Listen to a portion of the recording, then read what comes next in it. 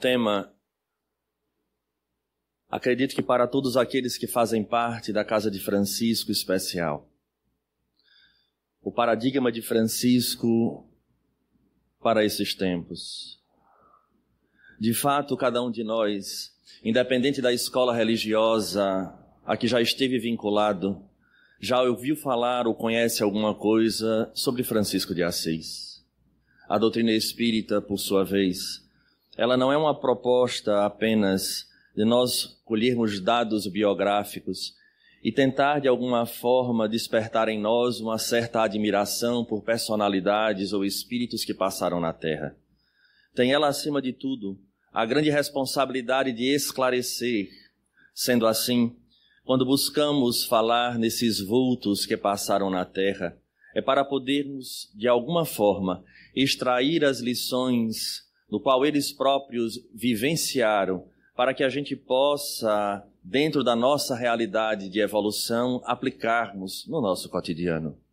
E assim nós iremos fazer com esta figura seminal, que caberia seminários e seminários sobre a sua vida, não só através dos fatos, mas acima de tudo da quantidade inúmera de lições daqueles que são os seus biógrafos, que nos dão a possibilidade de extrairmos a forma especial que Francisco vivenciou a mensagem evangélica num período conturbado da nossa história. Sabemos todos que a Idade Média era, ou é assim chamada, a noite medieval, ou a Idade das Trevas.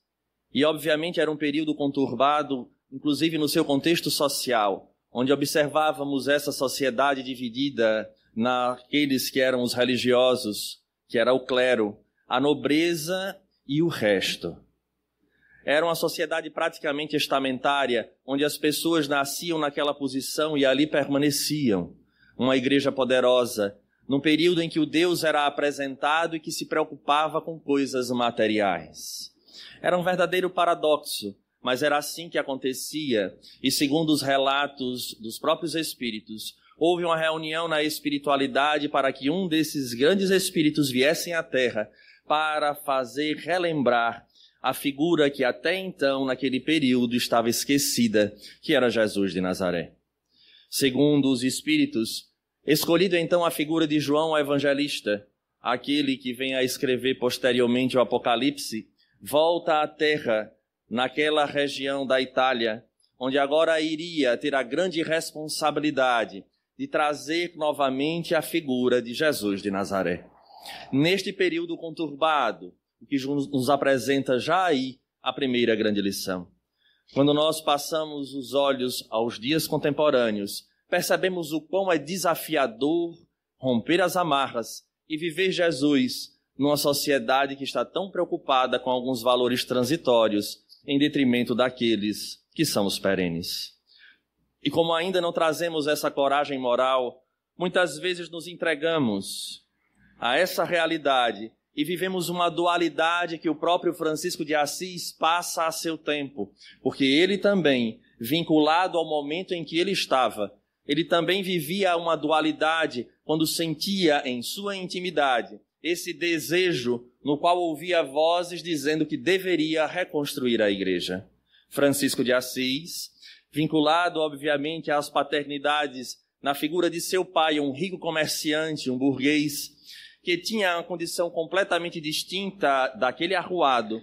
Francisco nunca esteve tão próximo a essa riqueza na sua intimidade. Não obstante, filho do seu tempo, era considerado, se fôssemos fazer uma comparação, ele fazia parte da Juvenes Florense, ou seja, a juventude daquela região, que era considerado, poderíamos dizer, os hippies da sua época.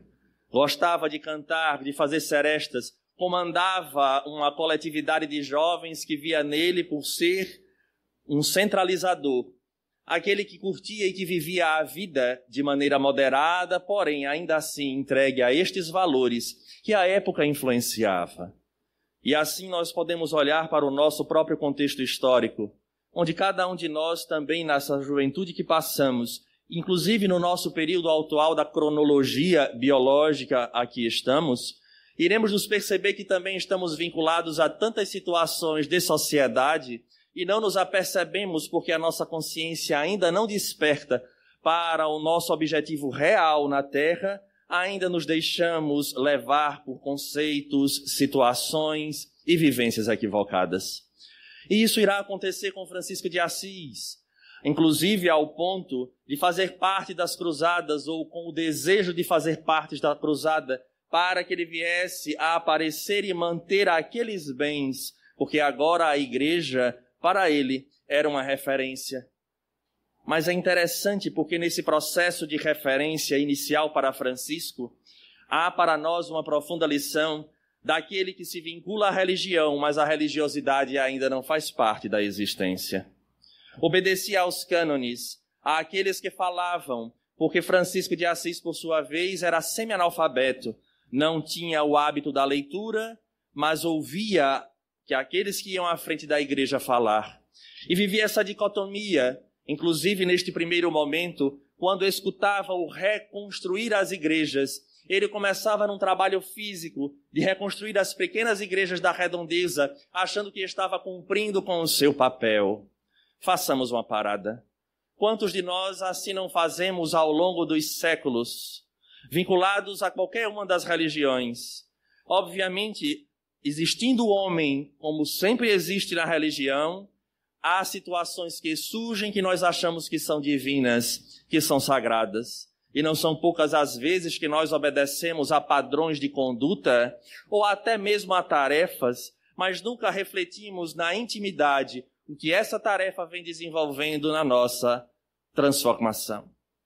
Então fazemos uma campanha do quilo, aplicamos um passe, fazemos uma palestra e com tantas outras tarefas numa casa espírita, às vezes a nossa própria agenda encontra-se repleto de afazeres dentro da religião, mas às vezes não conseguimos dar pequenos passos dentro da realidade que vivemos na escola primeira, por exemplo, que é a família. E de tantas outras situações onde mostra que não é o trabalho exterior que a proposta de Jesus fará a diferença. E Francisco de Assis fora tomado, então, por esta tristeza, porque por mais que ele vivenciasse o que era externo, o mundo interno continuava uma tempestade. Era tirado da zona de conforto como se algo, de fato, não estivesse certo. E nós elegemos, para este estudo da tarde, 4 situações que podemos colocar como sendo esses 4 paradigmas de Francisco para esta nova era. O que não significa dizer que das lições que ele nos trouxe, que foi reviver o Cristo na intensidade que ele viveu, possamos extrair apenas 4, mas há inúmeras lições. Fica a priori já o convite para mergulhar nesta biografia de Francisco, mas em busca de exemplos para fortalecer a nossa fragilidade e, quem sabe, vencermos a nós próprios frente a essas influências do meio que hoje estamos expostos. Então, o primeiro paradigma de Francisco, passando por este processo anterior, deste prefácio que fizemos, da sua realidade e da tristeza que o atingia, seria nada mais, nada menos do que o momento em que ele, naquela praça, e acredito que todos aqui presentes vão lembrar, ele se despe, tira a roupa, deixa lá e sai nu, obviamente agora abraçado por aquele representante religioso para que as suas vergonhas não se apresentassem para a comunidade.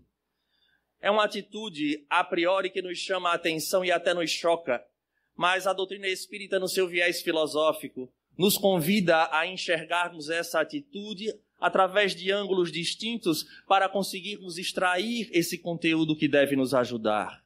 Esta atitude de Francisco tem várias significações. A primeira delas é exatamente aquela que ele iria encontrar em o Evangelho, quando Jesus diz que é necessário abandonar pai e mãe para segui-lo. E ele leva ao extremo.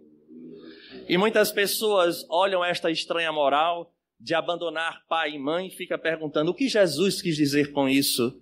Talvez aí, só com os anos do período do avanço das ciências psíquicas, em especial em Freud, nós venhamos a compreender a importância do que nos fala essa passagem. E que Francisco de Assis, obviamente, espírito amadurecido, mas que não foge à influência da matéria nem do meio, teve que vencer, teve que romper para renascer numa nova realidade. E assim nos cabe a cada um de nós abandonar pai e mãe para seguir a Jesus. Obviamente, é no mínimo estranho escutar isso, quando o próprio mestre nos convida a fazer o exercício junto à família. Mas não era o contexto da individualidade pai, nem da individualidade mãe, porque iria entrar em choque profundo quando nos lembra ele de uma outra orientação, honrar pai e mãe. Portanto, qual a atitude correta? E Francisco ali demonstra, todos nós estamos vinculados emocionalmente, e em especial no nosso nível de conduta, o nosso padrão moral, o nosso livro, o nosso código de ética e de crenças, frequentemente estão relacionados àqueles que são os nossos tutores. Trazemos velhos hábitos, acreditamos e enxergamos o mundo pela ótica dos nossos pais. Tão é real que quando encontramos cônjuges cuja educação são muito diferentes, quando chegam debaixo do mesmo teto, o conflito é grande. Porque um foi educado de uma forma, o outro de outra, e essas realidades elas passam a ser preponderantes para cada um deles. E o conflito acontece, é necessário que o amor supere, rompa com essas tradições para que cheguem ao ponto pacífico. Francisco de Assis, no momento em que tira a roupa, ele quebrava o vínculo com a burguesia, com a imagem que o pai passava para ele do que era importante. É como se ele desse um basta, cortasse o cordão umbilical e a partir dali começasse a vivenciar os valores do espírito imortal que todos nós somos, mas que é tão difícil de nós assumirmos. E ele rompe. Não era mais importante o dinheiro, não era mais importante a posição social do seu pai, porque para viver é necessário agora ser um homem novo. Encontraremos uma analogia nesse momento em que Francisco de Assis se despe no próprio Evangelho, quando perguntado a Jesus sobre a questão em que os seus apóstolos não lavavam mãos, não obedeciam a regras, Jesus tem uma frase em um dos evangelhos, acreditamos que no de Mateus, que nos faz refletir a profundidade da ação de Francisco de Assis. Não se põe vinho novo em odres velhos, e nem se faz remendo de pano novo em roupa velha. Porque o odre velho se rompe com o vinho novo, e a roupa velha se rasga com o remendo novo. É uma imagem simbólica, mas é a pura realidade que fala de nós cotidianamente. Porque nós não queremos ser o homem novo, porque não aceitamos sair da nossa zona de conforto. Bom é ser como somos, gostar do que gostamos. No máximo, ouvir sobre um perdão, sobre ter paciência e tolerância, desde que isso não modifique o nosso status quo nessa nossa caminhada evolutiva. Por que mudar? Está tudo tão bom, dependendo de que parâmetro nós estamos analisando.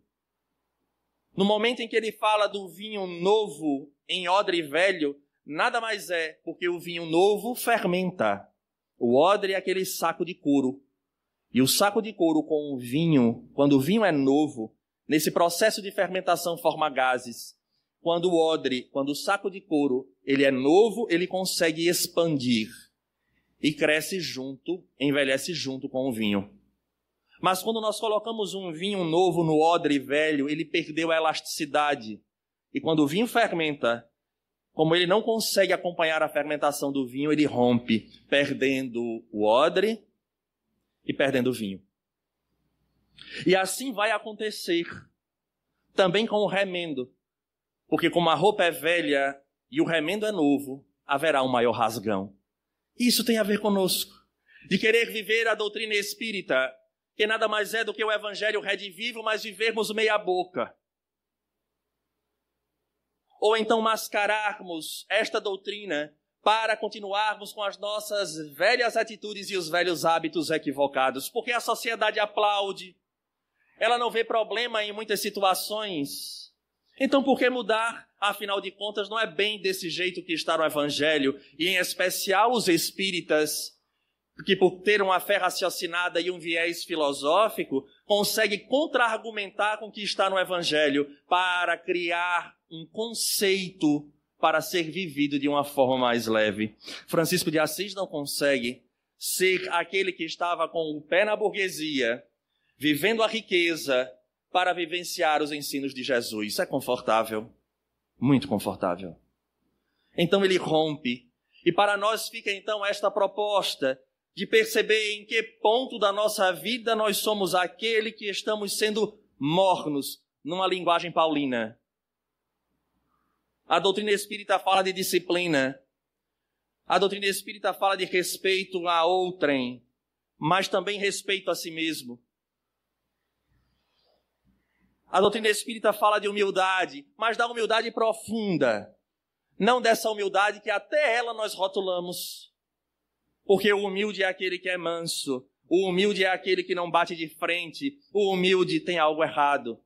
Porque ninguém mais para trazer uma realidade distinta que não Jesus de Nazaré. E o próprio Francisco de Assis, no momento daquele em que as pessoas lutavam pela manutenção de poderes, Francisco de Assis rompe através da humildade. Porque a humildade real nada mais é do que fazer a vontade do Pai. Porque como nós somos teimosos em fazermos a vontade do Pai. Nós fazemos a nossa, e se a nossa for a dele, é uma maravilha. Mas quando há um desencontro, é aí onde entra a nossa condição de querer ajustar a lei a nosso favor. E isso é a doutrina espírita. É esse esforço diário que deve ser feito. Caiu, levanta, para não mais repetir. E assim vai se fortalecendo. Porque essa realidade ela não vai mudar se a conduta, se o pensamento for o mesmo. Então a primeira forma de enxergar esse despir-se de Francisco nada mais é do que esta frase, abandonar pai e mãe. A segunda maneira que poderíamos enxergar deste primeiro paradigma de Francisco seria em relação à pobreza. Ele larga, nesse momento, rompe com o pai, como falamos, mas agora vamos falar da pobreza. Mas não da pobreza que muitas vezes nos toca o coração de piedade. Essa é a mais fácil, é a mais objetiva de ser vista. Mas a pobreza na qual Francisco de Assis fala é uma pobreza um pouco diferente, que obviamente iria materializar-se diante dessa pobreza que nós observamos no mundo de hoje, como ele observava naquele mundo do período medieval. Mas a pobreza de Francisco, neste momento em que ele rompe, que ele tira a sua vestimenta, ela tem a ver com a palavra vazio, onde os estudiosos espiritualistas, por que não dizer esotéricos, observam que o indivíduo precisa estar vazio. E é exatamente esse grande problema que temos nos dias de hoje, porque nós estamos repletos de conceitos, de informações, que fazem com que nos tornemos resistentes àquilo que é divino em nós. É tão real que Francisco de Assis, como dissemos, ele busca ir às cruzadas. Ele ali estava pleno, repleto de si, mas este si persona, ligado aos valores da época, do que era bonito, do que era belo e do que era desejado. Mas na hora em que ele agora larga a sua vestimenta, ele se torna vazio deste homem, vazio da personalidade, para que fosse preenchido pelo Deus imanente ou pelo Cristo interno que existe em cada um de nós. Agora, como é difícil romper com essa realidade. Inclusive, na medida em que estudamos Francisco, nós vamos vendo o quanto ainda precisaremos caminhar nessa estrada. Tornar-se vazio. E é a coisa que hoje mais temos dificuldade, porque até dentro do nosso movimento, as pessoas às vezes deturpam conceitos, trazendo outros de outros lugares, que não dos espíritos superiores. para fazer um espiritismo àquela moda, à moda da casa, à moda de A, à moda de B, à moda de C. Porque talvez a moda deles seja muito mais confortável para mim. É necessário então que surja, que haja o vazio, quando Francisco solta aquela roupa, cria o verdadeiro vazio. Agora não era mais ele. Lembrava, inclusive, a figura de Paulo de Tarso. Já não sou eu quem vivo, é o Cristo que vive em mim. E ele agora opta por esta vivência. E engraçado que a mensagem do Evangelho que faz com que ele desperte, que ele havia ouvido, é uma mensagem em que Jesus fala aos apóstolos, quando lhe dá a orientação: não carregueis alforge, nem ouro, nem prata. Não andareis nem com sandálias. E é exatamente isso onde ele desperta daquele homem, da personalidade, do meio social, para a realidade desse jovem ou daquele jovem que iria trazer Jesus novamente à Terra. Essa seria a segunda forma de enxergarmos essa condição em que Francisco larga a roupa. A terceira talvez seja em relação à própria cultura, que tem a ver com a segunda. Ele não se deixava mais levar pelo meio em que vivia. Entristecido que ele estava, mas quando ele descobre a meta existencial da sua vida, ele agora não se preocupa mais com o que falavam dele, porque ele era chamado pazo, louco. Mas de fato todo aquele que busca viver o Evangelho é um louco. Basta conhecer o Evangelho e olhar a nossa sociedade, ele vai ser louco, talvez, não de atirar pedra, mas flores. Mas é um louco. É um louco porque opta-se por coisas que o mundo acha estranho. Quem de nós leva desaforo para casa? Mas o Evangelho diz que se alguém pedir a túnica, você dá a túnica, a capa, que caminha 2, 3, 4, 5 mil passos com a pessoa. É um contrassenso. É um convite ao desapego. E hoje nós somos apegados a tudo. É dar valor ao que tem valor. E nós acabamos com o que temos de mais valor com a vida para conquistar coisas que em breve teremos que deixar. É viver com a consciência em paz de estar optando pelo caminho correto, independente do que as pessoas façam ou falem. E Francisco de Assis rompe, lembremos, ele era o líder da juventude. Quantos não chegaram para ele para dizer: Francisco, o que foi que houve? Estás agora entristecido. E aí ele fala, por conta da dama, a dama pobreza. Porque não era só esta pobreza. Não era a pobreza da matéria, como falamos. Era aquele vazio que ele começava a sentir. Então termos a coragem de romper não é simples. Não é simples. Os amigos perguntam o que foi que houve, porque antes você ia para determinados lugares e agora não vai. Porque você fazia determinadas coisas e agora não faz.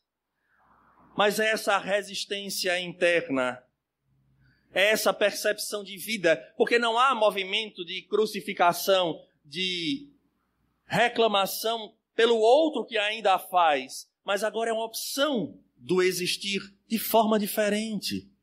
Só assim teremos resultados diferentes. E Francisco, então, nos deixa esse primeiro paradigma, que foi da remoção dessa roupa. E que possamos nós, então, nesse primeiro tempo, refletirmos qual seria para nós esse sentido de tirar a roupa. Essa persona que se encerrará em algum momento, às vezes de forma súbita, outra paulatinamente, como uma vela que se desgasta para retornarmos à realidade do Espírito. E detalhe, nós não sabemos quando isso acontecerá. É importante trabalharmos cotidianamente essa retirada desta vestimenta. Vale salientar que em nenhum momento estaremos falando para darmos as costas ao trabalho, às conquistas materiais, porque a doutrina espírita também nos fala que não devemos nos tornar pesados para o meio onde nós vivemos, mas contribuirmos com o trabalho. Mas não é uma questão de matéria, é uma questão de intimidade, de espiritualidade. Seria esse, então, o primeiro paradigma que Francisco nos deixa.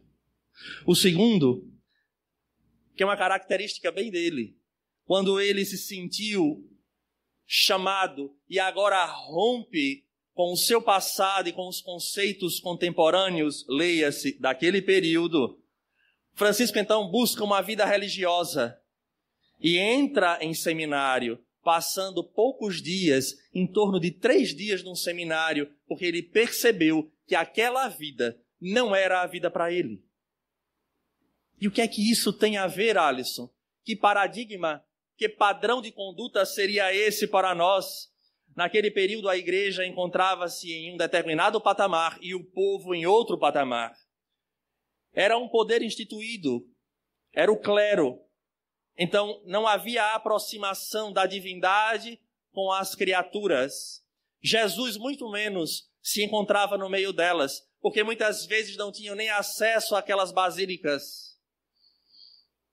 Francisco de Assis rompe com essa realidade e percebe que a vivência da divindade, em especial do Evangelho, deve estar no mundo e não fora dele. Então Francisco de Assis nos dá esse segundo paradigma, este segundo padrão de conduta. Não é fugir do mundo, é encontrar-se nele. Não é viver a religiosidade nas paredes de um centro espírita. É superar, é transcender. É compreender que é um modus vivendi e não a condição de crença, porque crer, como diz o próprio Evangelho, até o inimigo crê. É o desafio de sair de uma sistemática e adentrar ao mundo real. E às vezes nos quebra profundamente determinadas visões, porque quando estamos muito vinculados a uma questão religiosa, nós caímos numa grande armadilha, não poucas vezes, de entrar num falso puritanismo. Nada pode, tudo está errado, porque os espíritos... Inclusive conheço algumas pessoas que às vezes em estudo de educação da mediunidade, enquanto vinculado à casa, vai para um supermercado ou então vai para qualquer lugar e passa mal. Aí chega às vezes, por alguma questão dos limites de que todos nós temos, porque um núcleo religioso é lição constante para todos que fazem parte. Não há maiores e menores, em especial na doutrina espírita. Somos todos aprendizes, uns com mais responsabilidades, outros com menos. Então há as arestas, há as dificuldades, mas se nós que buscamos viver a realidade do Evangelho segundo o Espiritismo, seguindo o mesmo mestre, não nos toleramos e não nos perdoamos, tem algo errado. E aí, às vezes, por conta dessas pequenas arestas, se afasta da casa. E é interessante, voltam comumente à vida do cotidiano. E aqui não vai juízo de mérito, apenas uma comparação. E agora distante de uma reunião, de uma educação da mediunidade, não vai apenas para supermercados ou outros lugares, é para todo canto, mas não passa mais mal. Engraçado. Os espíritos cansaram. Se agora que voltou para a vida comum, a gente não perturba mais. Será que é só isso? Ou será que antes tinha um excesso de um puritanismo e de uma condição que não era real? E Francisco de Assis quebra isso. Ele vai viver assim como Jesus viveu. No meio daqueles que necessitavam, porque Jesus dizia, eu não vim para os sãos. Eu vim para os doentes, os necessitados, de todas as ordens. De todas as ordens. Porque nossa mente já está tão fixa que quando fala necessitado, a primeira coisa que vem é a dificuldade financeira e material. Ele diz, eu vim para de todas as ordens. Então Francisco, nesse segundo paradigma, neste padrão que ele nos deixa para a nova era, encontra-se numa palavra. Acessível. Tornar-se acessível. Francisco de Assis, então, torna-se acessível, sai dos monastérios, sai do seminário e vai viver a Jesus naquele meio. É desafiador. Maltrapilho, descalço, vivenciando o Evangelho. Vivenciando o Evangelho. De fato, é um desafio ímpar. Era o ladrão, era a prostituta, eram os leprosos que eram colocados à margem da sociedade e ele vivia. Muitos de nós, tenho certeza, que todos aqui presentes têm aquela pessoa, mesmo que não seja um amigo, mas tenha o conhecido, que você cruza com ela num corredor e diz assim, você está bem? Você perguntou por educação, você não fez por outra coisa.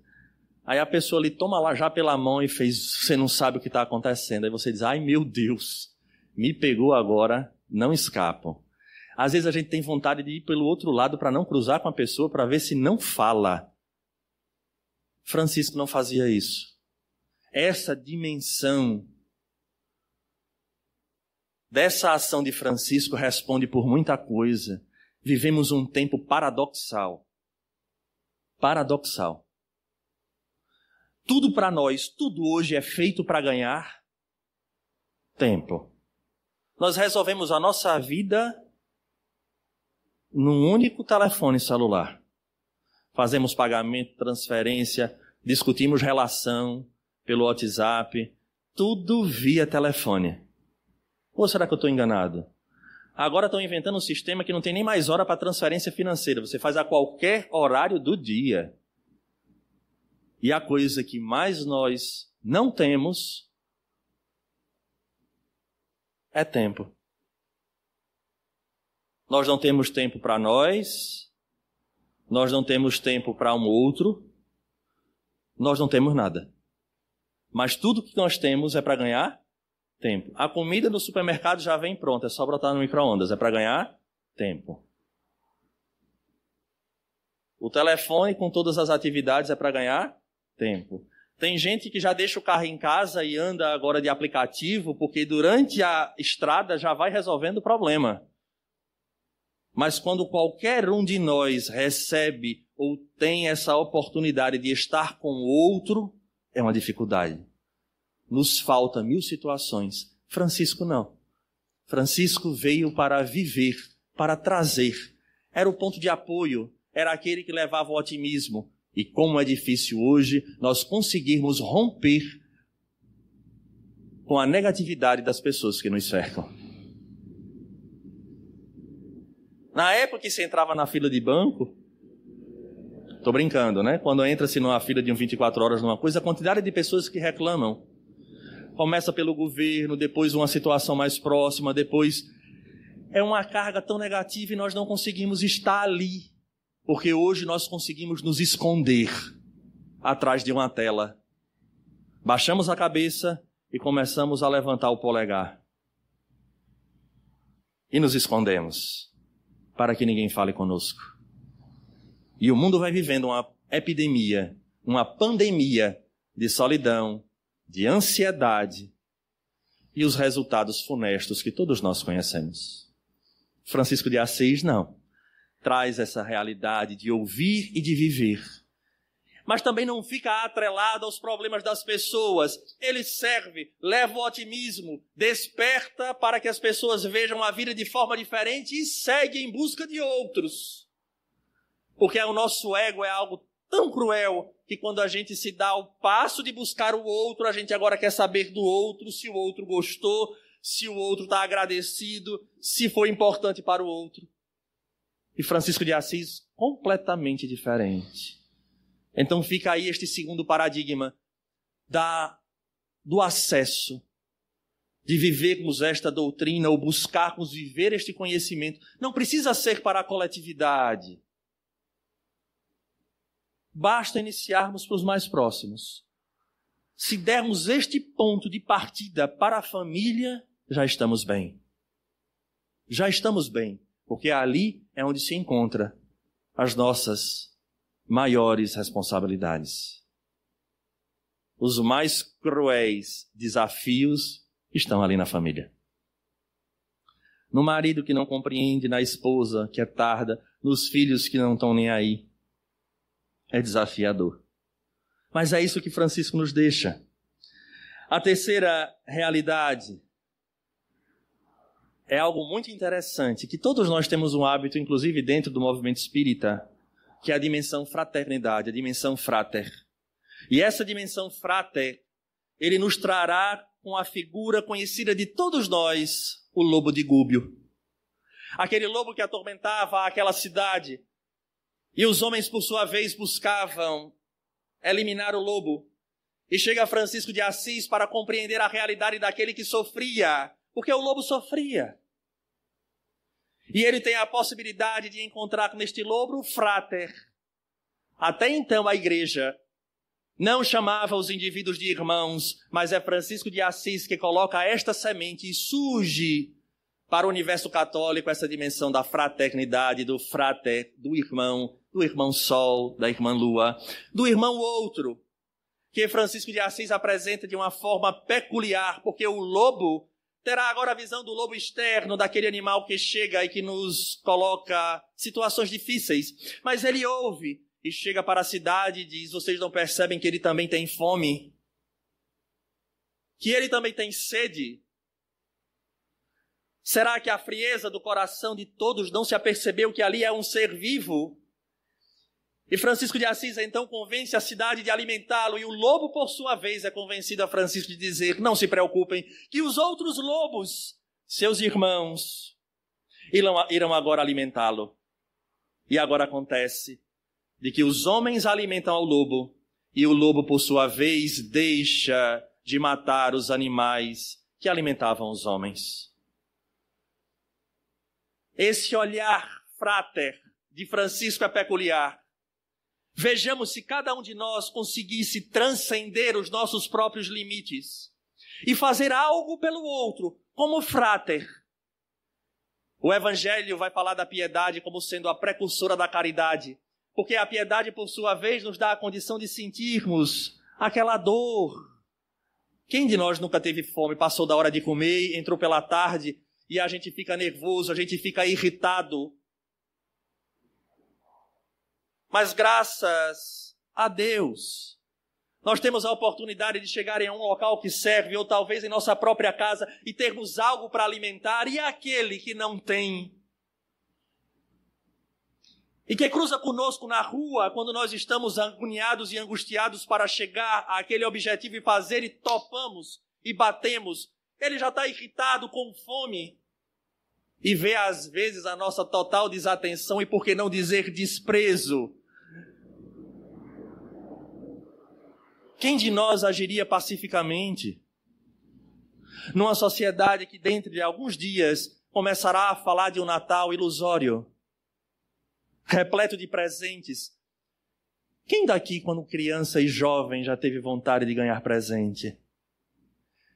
Meu pai dizia: coloque as sandálias embaixo da cama, porque Papai Noel vai passar. E graças, Papai Noel sempre passou, nunca esqueceu de mim.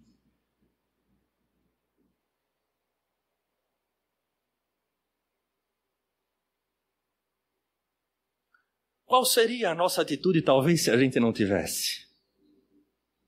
É óbvio que não justifica, porque a violência jamais deverá ser um método. Mas às vezes nós somos tão violentos para conquistar coisas que queremos. Não a violência física, mas outros tipos de violência, de artimanhas, de manipulações. E olhamos uma sociedade tão repleta de dificuldade e às vezes vem em nós aquele que está lá fora com um tênis que ele deseja, com um celular que ele acha que é importante para ser feliz. E pela fragilidade moral, que talvez também nós tivéssemos se ali nos encontrássemos, puxamos ou somos vítimas de alguém que nos puxa e ficamos revoltados.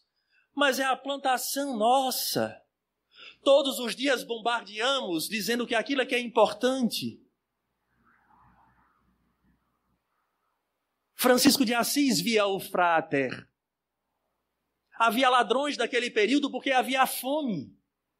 E Francisco de Assis dizia aos irmãos menores: porque chegaram para reclamar a Francisco. Francisco, do mesmo jeito que tem os lobos, há um grupo de ladrões que aqui assaltam nas estradas.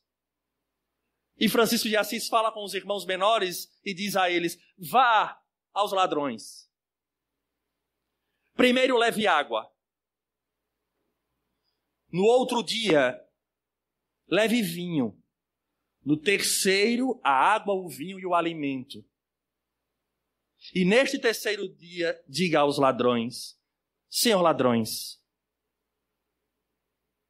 quando vocês assaltarem, não machuquem os vossos irmãos na estrada. É uma dimensão que nós ainda não compreendemos, porque Francisco sabia da necessidade.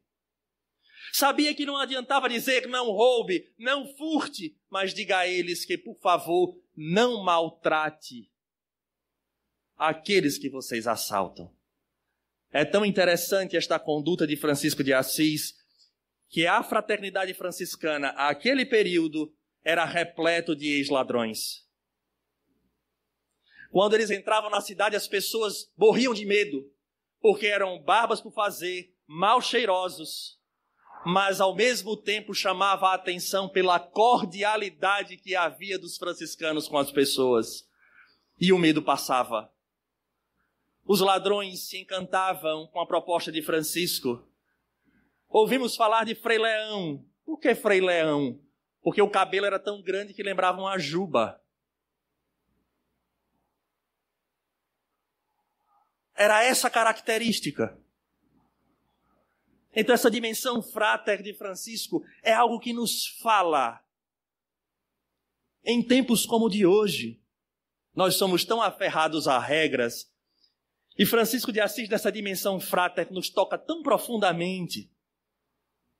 Ele, quando chegava ao período do padroeiro da cidade, ele passava 40 dias e 40 noites em jejum. Já tinha um corpo hercúleo, para não dizer o contrário, né? Francisco era franzino. 40 dias, 40 noites, sem comer. Se eu passo da hora do almoço, eu já fico com a doçura. Imagina 40 dias e 40 noites só na água. E certa feita, passa ele e encontra um irmão dele, franciscano, chorando. Chorava copiosamente. E ele, ao ver, ele vai em busca desse frater. Meu irmão, o que está acontecendo? Pai Francisco, eu tenho que lhe pedir perdão. O que foi que houve? Eu não suporto.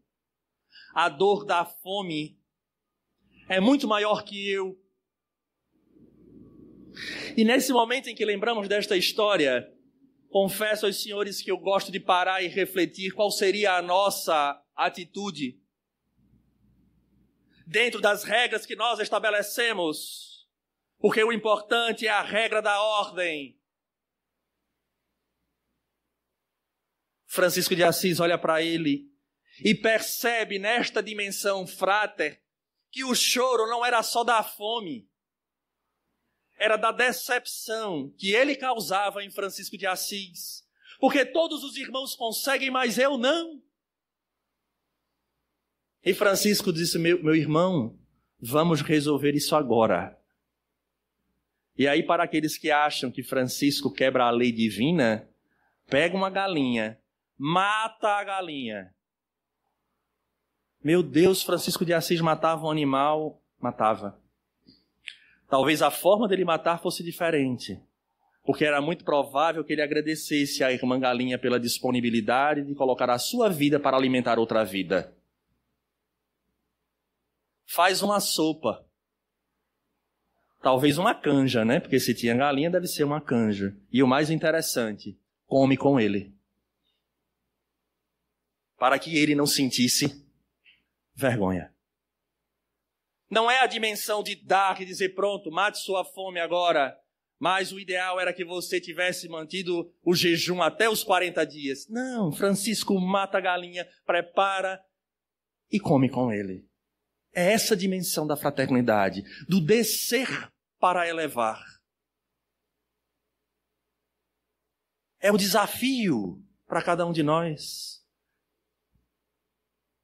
É estar num lugar e a pessoa perguntar sobre doutrina espírita e você ter que explicar desde o primórdio da doutrina para que o indivíduo entenda a lei de causa e efeito e por que ele sofre. E às vezes ficamos impacientes por isso.